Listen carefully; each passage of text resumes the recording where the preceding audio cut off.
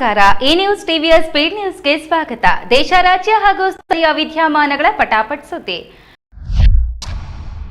ಗಂಡು ಮಗು ಬೇಕೆಂಬ ಅಂಧ ಅಭಿಮಾನದಿಂದ ಪತ್ನಿ ಹಾಗೂ ಇಬ್ಬರು ಹೆಣ್ಣು ಮಕ್ಕಳನ್ನ ಕೊಲೆ ಮಾಡಿ ಅಪಘಾತದಂತೆ ತೋರಿಸಲು ಯತ್ನಿಸಿದ ವ್ಯಕ್ತಿಯನ್ನ ತೆಲಂಗಾಣದಲ್ಲಿ ಪೊಲೀಸರು ಬಂಧಿಸಿದ್ದಾರೆ. ಮಗು ಬೇಕೆಂಬ ಅಂಧಾಭಿಮಾನ ಮತ್ತು ವಿಕೃತ ಮನಸ್ಥಿತಿಗೆ ಅಮಾಯಕ ಹೆಣ್ಣು ಜೀವಗಳು ಬಲಿಯಾಗಿರುವ ಘೋರ ಘಟನೆಯೊಂದು ತೆಲಂಗಾಣದಲ್ಲಿ ನಡೆದಿದೆ. ತನ್ನ ಪತ್ನಿ ಮತ್ತು ಇಬ್ಬರು ಪುಟ್ಟ ಹೆಣ್ಣುಮಕ್ಕಳನ್ನ ಕ್ರೂರವಾಗಿ ಹತ್ಯೆ ಮಾಡಿ ನಂತರ ಅದನ್ನ ಅಪಘಾತ ಅಂತ ಬಿಂಬಿಸಲು ಮೃತದೇಹಗಳನ್ನ ಈಜುಕೊಳಕ್ಕೆ ಎಸೆದಿದ್ದ ವ್ಯಕ್ತಿಯನ್ನ ಪೊಲೀಸರು ಬಂಧಿಸಿದ್ದಾರೆ.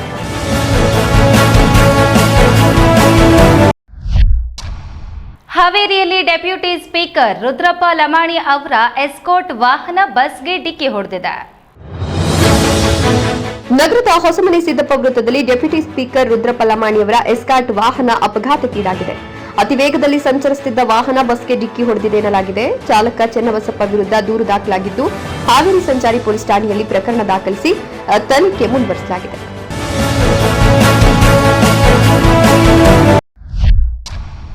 ತೆಲಂಗಾಣದ ಗೋದಾವರಿ ಕಣಿಯಲ್ಲಿ ಅತಿ ವೇಗದ ಕಾರು ವಿದ್ಯುತ್ ಕಂಬಕ್ಕೆ ಡಿಕ್ಕಿ ಹೊಡೆದ ಪರಿಣಾಮ ಶ್ರೀಧರ್ ಸ್ಥಳದಲ್ಲೇ ಮೃತಪಟ್ಟಿದ್ದಾರೆ. ತೆಲಂಗಾಣದ ಪೆದ್ದಪಲ್ಲಿ ಜಿಲ್ಲೆಯ ಗೋದಾವರಿ ಕಣಿಯಲ್ಲಿ ಶನಿವಾರ ಮುಂಜಾನೆ ಸಂಭವಿಸಿದ ಭೀಕರ ರಸ್ತೆ ಅಪಘಾತದಲ್ಲಿ ಓರ್ವ ವ್ಯಕ್ತಿ ಸಾವನ್ನಪ್ಪಿದ್ದು ಮೂವರು ತೀವ್ರವಾಗಿ ಗಾಯಗೊಂಡಿದ್ದಾರೆ. ನಗರದ ರಾಜೇಶ್ ಥಿಯೇಟರ್ ಬಳಿ ದುರ್ಘಟನೆ ನಡೆದಿದೆ. ಅತಿ ವೇಗವಾಗಿ ಬಂದ ಕಾರು ಚಾಲಕನ ನಿಯಂತ್ರಣ ತಪ್ಪಿ ರಸ್ತೆ ಬದಿಯ ವಿದ್ಯುತ್ ಕಂಬಕ್ಕೆ ಬಲವಾಗಿ ಡಿಕ್ಕಿ ಹೊಡೆದಿದೆ.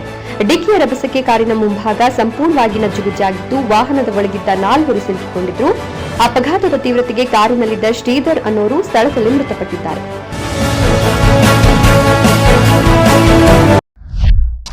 ಉತ್ತರ ಪ್ರದೇಶದಲ್ಲಿ ಪಾಕಿಸ್ತಾನ ಮೂಲದ ಹ್ಯಾಂಡ್ಲರ್ಗಳ ಜೊತೆ ಸಂಪರ್ಕ ಹೊಂದಿದ್ದ ಭಯೋತ್ಪಾದನಾ ಜಾಲವನ್ನ ಎಟಿಎಸ್ ಭೇದಿಸಿದೆ.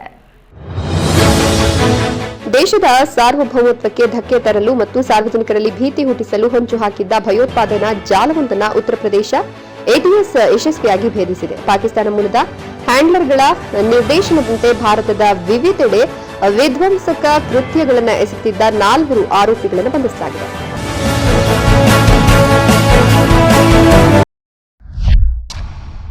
ಆಂಧ್ರಪ್ರದೇಶದ ಮಾಚೆರ್ಲಾದಲ್ಲಿ ಮಹಿಳೆಯ ಮೇಲೆ ಅತ್ಯಾಚಾರ ನಡೆಸಿ ಕ್ರೂರ ಹಲ್ಲೆ ಮಾಡಿದ ಪ್ರಕರಣ ಬೆಳಕಿಗೆ ಬಂದಿದೆ. ಪಾಲ್ನಾಡು ಜಿಲ್ಲೆಯ ಮಾರ್ಚೇರ್ಲಾ ಪಟ್ಟಣದಲ್ಲಿ ಒಂದು ಅಮಾನವೀಯ ಘಟನೆಯೊಂದು ನಡೆದಿದೆ. 35 ವರ್ಷದ ಮಹಿಳೆ ಮೇಲೆ ಅತ್ಯಾಚಾರ ಮಾಡಿ ಆಕೆಯ ಖಾಸಗಿ ಭಾಗಕ್ಕೆ ಕಬ್ಬಿಣದ ರಾಡ್ ತುರುಕಿ ಚಿತ್ರಹಿಂಸೆ ನೀಡಿದ್ದಾರೆ. ಗುರುವಾರ ಸಂಜೆ ಸಂತ್ರಸ್ತೆಯ ಮನೆಯಲ್ಲಿ ಈ ಘಟನೆ ನಡೆದಿದೆ. ಮಾಚೇರ್ಲಾ ಪಟ್ಟಣದಲ್ಲಿ ಸರ್ಕಾರಿ ಉದ್ಯೋಗಿಯಾಗಿ ಕೆಲಸ ಮಾಡುತ್ತಿದ್ದ ಅವರು ಮನೆಯಲ್ಲಿ ಒಬ್ಬಂಟಿಯಾಗಿದ್ದಾಗ ಆರೋಪಿಗಳು ಬಂದು ಈ ಅಪರಾಧ ಎಸಗಿದ್ದಾರೆ.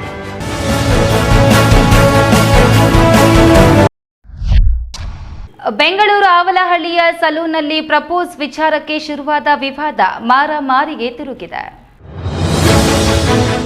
ಬೆಂಗಳೂರಿನ ಆವಲಹಳ್ಳಿಯ ಸ್ಕಿನ್ ಶೈನ್ ಫ್ಯಾಮಿಲಿ ಸಲೂನ್ನಲ್ಲಿ ಶುರುವಾದ ಸಣ್ಣ ವಿವಾದವೊಂದು ಇದೀಗ ಭೀಕರ ಮಾರಾಮಾರಿಯಲ್ಲಿ ಅಂತ್ಯವಾಗಿದೆ.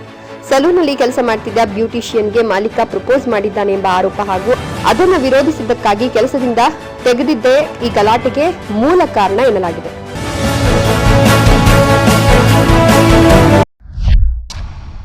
ಕ್ಯಾಲ್ಸಿಯಂ ಕಾರ್ಬೈಡ್ ಬಳಸಿ ಮಾವಿನ ಹಣ್ಣುಗಳನ್ನು ಮಾಗಿಸುತ್ತಿರುವ ಬಗ್ಗೆ ಎಚ್ಚರಿಕೆ ನೀಡಲಾಗಿದೆ.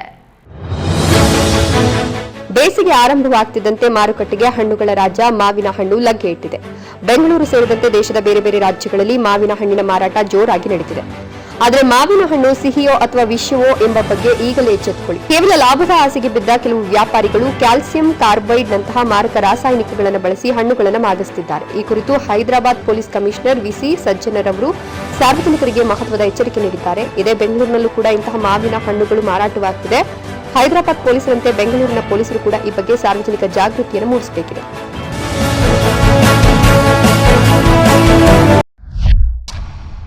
ರಾಜಸ್ಥಾನದ ಜೈಪುರ ಸೇರಿದಂತೆ ಹಲವು ಭಾಗಗಳಲ್ಲಿ ಭಾರೀ ಮಳೆ ಮತ್ತು ಆಲಿಕಲ್ಲು ಮಳೆಯಾಗಿದ್ದು ಹವಾಮಾನ ಇಲಾಖೆ ಹಳದಿ ಅಲರ್ಟ್ ಘೋಷಿಸಿದೆ.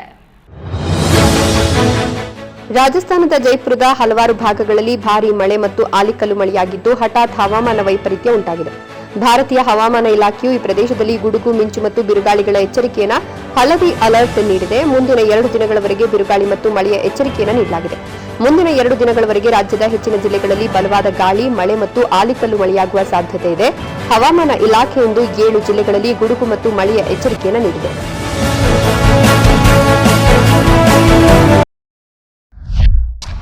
ಮಹಾರಾಷ್ಟ್ರದ ನಾಸಿಕ್ನಲ್ಲಿ ಕಾರು ಬಾವಿಗೆ ಬಿದ್ದ ಪರಿಣಾಮ 9 ಮಂದಿ ಮೃತಪಟ್ಟಿದ್ದಾರೆ. ಮಹಾರಾಷ್ಟ್ರದ ನಾಸಿಕ್ನಲ್ಲಿ ಭೀಕರ ಘಟನೆಯೊಂದು ನಡೆದಿದೆ. ಕಾರು ಬಾವಿಗೆ ಬಿದ್ದು 9 ಜನರು ಸಾವನ್ನಪ್ಪಿದ್ದಾರೆ. ಮೃತರಲ್ಲಿ 6 ಮಕ್ಕಳಿದ್ರು ಅಂತ ಹೇಳಲಾಗಿದೆ. ನಾಸಿಕ್ನ ದಿನಡೋರಿ ತಾಲೂಕಿನಲ್ಲಿ ತಡರಾತ್ರಿ ಈ ಅಪಘಾತ ಸಂಭವಿಸಿದೆ ಅಂತ ವರದಿಗಳು ತಿಳಿಸಿವೆ.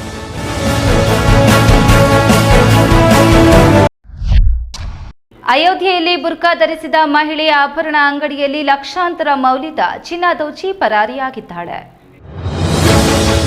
ಉತ್ತರ ಪ್ರದೇಶದ ಅಯೋಧ್ಯೆಯಲ್ಲಿ ಬುರ್ಕಾ ಧರಿಸಿದ ಮಹಿಳೆಯೊಬ್ಬಳು ಗ್ರಾಹಕಿಯ ಸೋಗಿನಲ್ಲಿ ಬಂದು ಲಕ್ಷಾಂತರ ರೂಪಾಯಿ ಮೌಲ್ಯದ ಚಿನ್ನಾಭರಣಗಳನ್ನು ದೋಚಿರುವ ಘಟನೆ ನಡೆದಿದೆ. ಅಯೋಧ್ಯೆಯ ಜನನಿಬಿಡ ಪ್ರದೇಶದಲ್ಲಿರುವ ಆಭರಣದ ಅಂಗಡಿಯೊಂದಕ್ಕೆ ಬಂದ ಮಹಿಳೆ ಆಭರಣಗಳನ್ನು ಖರೀದಿಸುವ ನೆಪದಲ್ಲಿ ಒಳಬಂದಿದ್ದಾಳೆ. ಅಂಗಡಿಯವರು ಆಭರಣಗಳನ್ನು ತೋರಿಸುತ್ತಿದ್ದಾಗ ಸಮಯ ಸಾಧಿಸಿದ ಆಕೆ ಸುಮಾರು 26 ಗ್ರಾಂ ತೂಕದ ಚಿನ್ನದ ಸರ ಮತ್ತು ನೆಕ್ಲೆಸ್ ಅನ್ನು ತನ್ನೊಂದಿಗೆ ತಂದಿದ್ದ ಬಟ್ಟೆಯೊಳಗೆ ಅಡಗಿಸಿಕೊಂಡಿಟ್ಟುಕೊಂಡಿದೆ. ಈ ನ್ಯೂಸ್ ಟಿವಿಯ ಸ್ಪೀಡ್ ನ್ಯೂಸ್ ಜೊತೆಗೆ ತಪ್ಪದೇ ವೀಕ್ಷಿಸಿ. ಈ ನ್ಯೂಸ್ ಟಿವಿಯ ಮುಖ್ಯ ಸಂಚಿಕೆ ರಾತ್ರಿ 8:30ಕ್ಕೆ.